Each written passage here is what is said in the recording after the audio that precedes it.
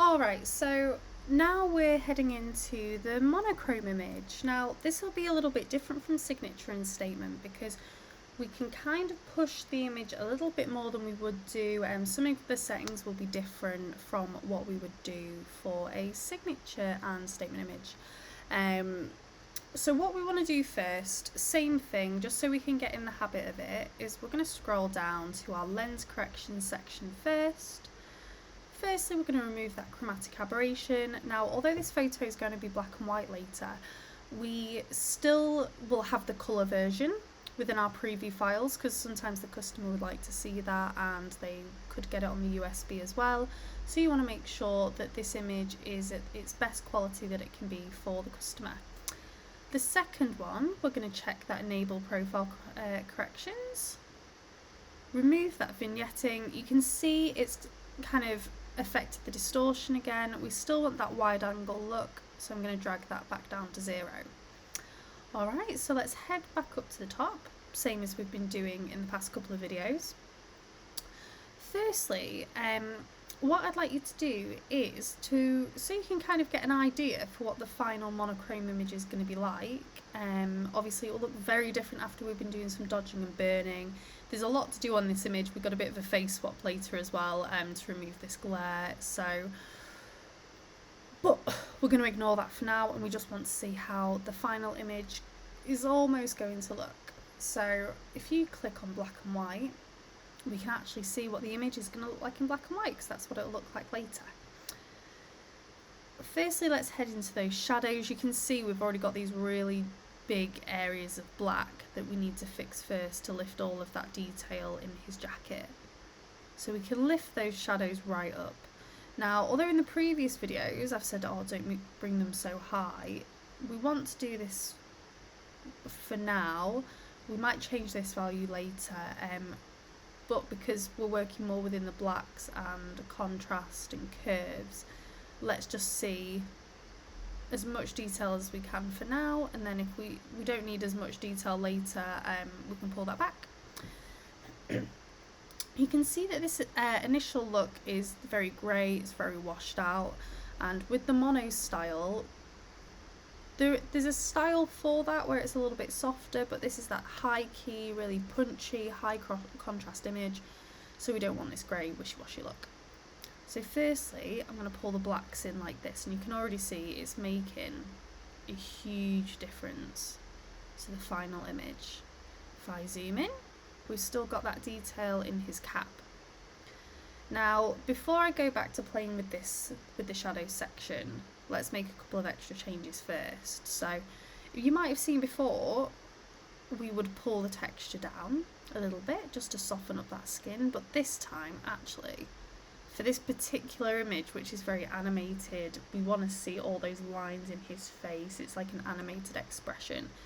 I'm going to lift the texture up quite a bit. I'm going to take the clarity just to deepen those blacks a little bit more as well, and kind of add that clarity back into all those wrinkles and details. And now we're already starting to get that mono look that you'll have seen throughout images in the book. The next step is to go to our tone curve. So they're all very similar steps, it's just you get a slightly different look. I'm going to pop this in the middle so that we can focus on the highlights and also on the darks separately.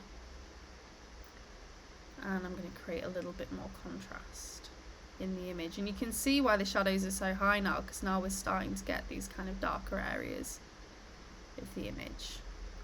Lift those highlights a little bit. And then another thing you could do, obviously the dream is that we want someone to wear kind of dark textured clothing, or where it has a mixture of lights and darks, like stripes and stuff like that. But if you've got like a bit of red in there, now we know red doesn't translate well into black and white and tends to look grey and a bit muddy. You can actually work with this black and white mix to really kind of deepen those black and white tones in the image. Now it works quite well for his face because, again, like I said, we want all that detail in his face, so we can actually pull that back a bit. If you had some blues in the image, which you can see are in the background, we could also pull that as well. But really, I'm just going to work with the reds because I want that detail in his face. You can have a look at the yellows. And the yellow is actually, if you see, where his hand was quite highlighted and looking a bit overexposed, we can bring that detail back into his hand by reducing kind of the luminance of those yellows. We'll have a quick check over to see what the details are looking like. Now I love mono because you really can play around with it a little bit more to get that really cool kind of ranking Playton look. And for me right now, I'm looking pretty happy with that. I'm pretty happy with how the shadows look in there. Could lift them just a little bit more, just to make sure those areas aren't going to fall into like a true black, and then we've still got the details there. And really, that's it. I can show you before and after. You can see how much it's changed already, and we're getting that really cool kind of, this is more of a comedic mono look to get a really striking portrait. Before you export it, just flick that back to colour, because as I said before, you want to export this as the colour version, but you can see it's a little bit, it's looking a little bit crazy. The colours of his skin are becoming very vibrant. So what I would just do here is just bring the saturation of his skin down just a little bit, because this is something that we want the customer to see as well. So you don't want him to be oversaturated and unnatural. Now we've got all our mono settings here. Again, we're going to add that to our Venture presets. So I'm going to click in the preset section, click create preset, and I'll call this Monochrome, making sure everything's ticked that we want in there. We don't want transform, and we don't want HSL and colour. And there we go, and then click create. And now Monochrome is sat in there. So now you can export this image.